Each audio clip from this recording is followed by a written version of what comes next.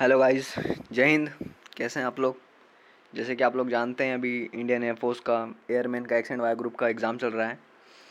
Exam में जो बच्चे क्वालिफाई हो जाएंगे उनको सेकंड फेज़ के लिए बुलाया जाएगा, फिज़िकल वगैरह होगा उनका। देन उसके बाद जो लोग क्लियर कर लेंगे उसके लिए अब एडॉप्टेबिलिटी टेस्ट ऑर्गेनाइज़ करेगा एयरफोर्स फर्स्ट और सेकंड पार्ट में। तो मैं आपको बताता हूँ कि एडॉप्टेबिलिटी टेस्ट होता क्या है ना। दो होंगे, फर्स्ट और सेकंड होंगे, ठीक है। क्वालिफाई करना मस्ट है, अदरवाइज़ आप डिस्क्वालीफाई हो जाएंगे अगर आपका रिज़ल्ट नेगेटिव आता है तो मैं आपको बता दूं कि कोई टफ़ नहीं है, इसके लिए आप कोई अलग से बुक मत पढ़िए, है ना। कुल मिला के इसको आप कह सकते हैं कि ये साइकोलॉजिकल एक टेस्ट है आपका। जो लोग एसएसबी वगैरह दे चुके हैं डिफेंस का, वो लोग जानते होंगे साइकोलॉजिकल टेस्ट कैसा होता है। ये वही है, उसको बस नाम दे दिया गया है कि एडॉप्टेबिलिटी टेस्ट फर्स्ट एंड सेकेंड, ठीक है। मैं बताता हूँ कि उसमें होगा क्या।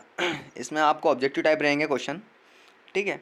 उसमें क्या होता है कि आपकी मतलब साइकोलॉजिकल टर्म से आपको चेक किया जाता है कि अगर आपने डिफेंस ज्वाइन कर लिया है तो आप जानते हैं कि डिफेंस क्या है, ठीक है। उसमें कई प्रकार की सिचुएशंस आती हैं, तो वो यही देखते हैं कि आप हर सिचुएशन को हैंडल कर सकते हैं कि नहीं। कहीं लड़ाई चल रही है, आप छोड़ तो नहीं जाएंगे हैं, कोई प्रॉब्लम आ गई आप अपने हाथ पीछे कर लेंगे कि नहीं, ये सब चेक करेगा वो, ठीक है। उसके लिए क्या उन्होंने ये चीज़ बच्चों से तो पूछ नहीं सकते, वो लोग बच्चे लोग झूठ बोल सकते हैं, इसके लिए उन्होंने टेस्ट ऑर्गेनाइज़ किया।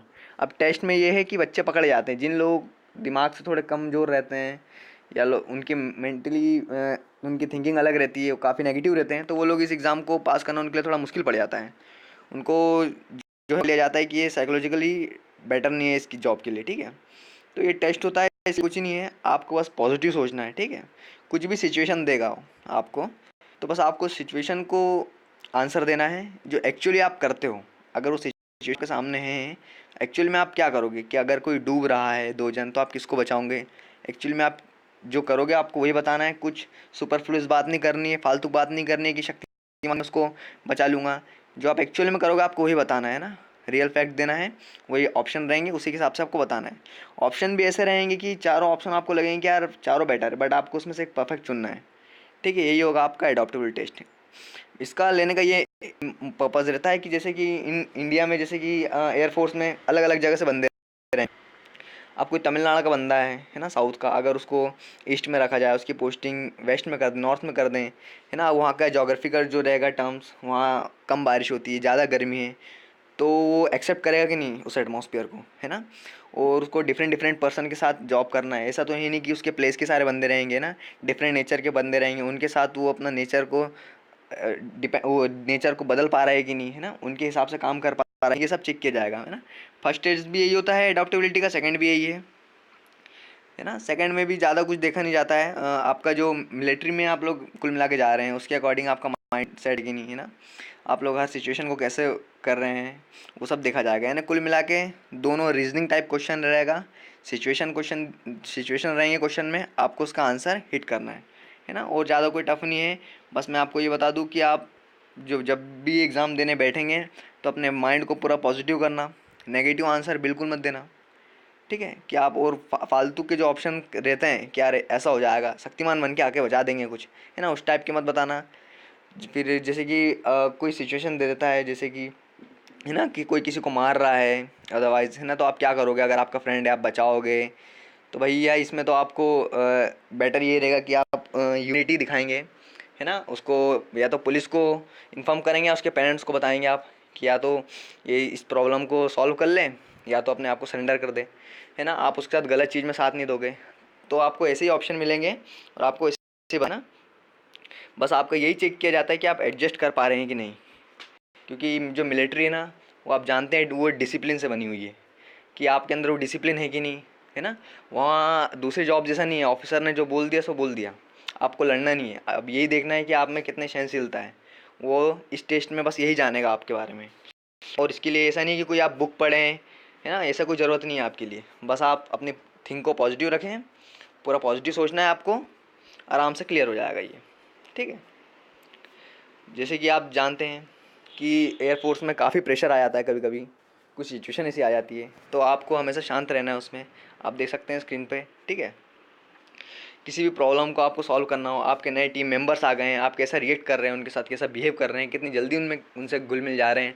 ऐसा है नहीं यार कि मैं तो साउथ का हूँ, वो ईस्ट का है, मैं उससे बात नहीं करूँगा, ऐसा नहीं होता है, ठीक है। एडॉप्टेबिलिटी टेस्ट में बस आपको यही चेक किया जाएगा, आपके माइंड की स्ट्रेंथ चेक करी जाएगी, ठीक है। अब कभी कभी क्या होता है, कुछ लोग रहते हैं थोड़ा सन की टाइप है ना, बहुत बाइकआउट रहते हैं, मतलब कि बहुत कट्टर रहते हैं कि नहीं हम बहुत अपोज करते हैं किसी ना किसी चीज़ को।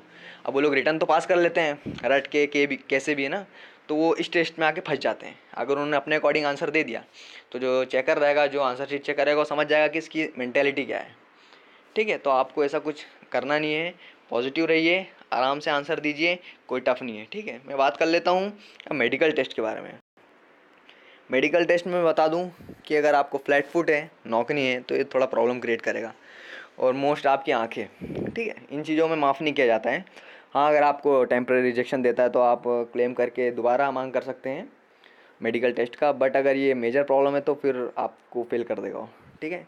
अगर आपका नौकनी है तो नौकनी प्रॉब्लम को तो ठीक किया जा सकता है, उसकी कई एक्सरसाइज है। एक्सरसाइज मैं आपको बता दूंगा क्योंकि मैंने काफ़ी अपने स्टूडेंट्स को बताया हुआ है, उनकी नौकरी की प्रॉब्लम ठीक हो गई है। अगर आपको किसी को प्रॉब्लम है तो आप बता देना, मैं उस पर वीडियो बना दूंगा, ठीक है। मेडिकली अगर आपको कोई प्रॉब्लम है, माइनर प्रॉब्लम तो ठीक है आप अप्लाई करिए इसको, बट अगर मेजर प्रॉब्लम है ना, तो मैं तो कहूँगा फिर अगर आप उसको फिक्स करा सकते हैं डॉक्टर से, अगर ठीक हो रहा है तो ठीक, अदरवाइज़ डिफेंस इस चीज़ को माफ़ नहीं करता है ना। मेडिकल से जाना जाता है ना भाइयों। तो मेडिकली फिट रहिए आप लोग। आँखों का ज़्यादा टीवी भी मत देखिए करीब से, दिक्कत हो जाती है ना। कई कलर ब्लाइंडनेस प्रॉब्लम होती है, अगर कलर ब्लाइंडनेस की प्रॉब्लम है तो डेफिनेटली आपको फेल कर देगा। कलर ब्लाइंडनेस की प्रॉब्लम जिनको भी रहती है वो माफ़ नहीं की जाती है ना। कलर ब्लाइंडनेस की प्रॉब्लम में क्या होता है, हरे और लाल रंग में दिक्कत हो जाती है, डॉटेड डॉटेड रहता है, उसमें कुछ नंबर लिखा रहता है, उसमें पहचानना पड़ता है, तो बहुत कम लोगों को होती है ना। जेनेटिक प्रॉब्लम है, उसका कोई सॉल्यूशन भी नहीं है, ठीक है। तो मैं यही कहना चाहूँगा कि ज़्यादा टफ है नहीं, आराम से क्लियर कर सकते हैं आप लोग। मेन इसका जो रहेगा, आपका जो पेपर दे रहे हैं उसी में अच्छा स्कोर करिए, फिजिकल में कोशिश करिए जो रनिंग वगैरह रहेगी अच्छे मार्क्स से मारें, तो मेरिट में दिक्कत नहीं जाएगा। एनसीसी सर्टिफिकेट वगैरह है, स्पोर्ट्स के सर्टिफिकेट है, उसको लगाइए आप, है ना, मेरिट में काम देगा वो सब। और जो एडॉप्टेबिलिटी टेस्ट है, ये नाम मात्र टेस्ट है, इसका नहीं, बहुत कम बच्चे फेल होते हैं। अधिकतर लोग की साइकोलॉजी, उनकी मेंटेलिटी अच्छी पॉजिटिव, तो इसको एग्ज़ाम को निकाल लेते हैं, बहुत कम लोग फेल होते हैं, ठीक है। अगर कोई साइको रहा बाय चांस तो ही फेल होता है, अदरवाइज़ कोई फेल नहीं होता उसमें ना। सिचुएशन रिएक्शन टेस्ट रहते हैं, बस आपको बताना है कि एक में क्या होगा और क्या करना है, ठीक है। पॉजिटिव रहिए, अपने आप आपका पेपर दोनों निकल जाएगा, ठीक है। बस मैं यही चाह रहा हूँ कि इस बार आप लोगों को मिल जाए डिफेंस से ना। एयरफोर्स तो आप जानते ही हैं, और मेडिकल में अगर आपको नौकरी की प्रॉब्लम है तो आप डेफिनेटली बताएं, मैं आपको इसका सॉल्यूशन बताऊंगा, ठीक है। और रिटर्न तो अभी देखा है मैंने, इतना टफ आ नहीं रहा है, इसका कट ऑफ ज़्यादा जाएगा नहीं। बहुत मतलब मॉडरेट लेवल का पेपर आ रहा है, ज़्यादा टफ नहीं है ना। तो उसका जो कट ऑफ रहेगा मिड ज़्यादा रहेगा नहीं, क्योंकि जो अभी एफकेट का रिसेंटली पेपर हुआ था उसका भी रिजल्ट आ गया है ना, 300 में से अराउंड 155 उसका कट ऑफ गया है।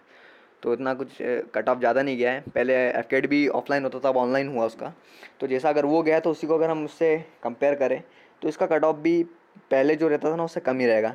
इसलिए कम रहेगा क्योंकि पहले क्या होता था, कुछ डिस्ट्रिक्ट का होता था, कम लोग अप्लाई करते थे, सीटें कम रहती थी, पर्टिकुलर एरिया वाइज हो जाता था। ओपन जो रैली निकलती थी एयरफोर्स की, एक ऑनलाइन फॉर्म रहता था, एक ऑफलाइन फॉर्म रहता था, तो इसके कारण कट ऑफ कभी कभी ज़्यादा चला जाता था। इसमें कट ऑफ एक एवरेज रहेगा, क्योंकि काफ़ी लोगों को फिजिकल के लिए बुलाना है, उनको मेडिकल के लिए, वो लोग ज़्यादा लोगों को इसलिए बुलाते हैं क्योंकि इसका मेडिकल में बहुत बच्चे फेल होते हैं। इसलिए आपके अगर मार्क्स कम भी आ रहे हैं तो टेंशन मत लीजिए, आपका नाम आ सकता है, ठीक है। मेन है एडॉप्टेबिलिटी टेस्ट, उसका टेंशन नहीं लेना। एडॉप्टेबिलिटी टेस्ट में बस आपका माइंड चेक किया जाएगा कि आपकी थिंकिंग एबिलिटी क्या है ना। और ज़्यादा कुछ नहीं है कि उसके लिए आप जीके पढ़ें, कुछ और बुक प्रेफर कर रहे हैं ना, नॉर्मली आप बैठिए, वो एग्ज़ाम को बिना पढ़े निकाल सकते हैं, उसमें कोई इशू नहीं है ना। चलो भाइयों, जय हिंद।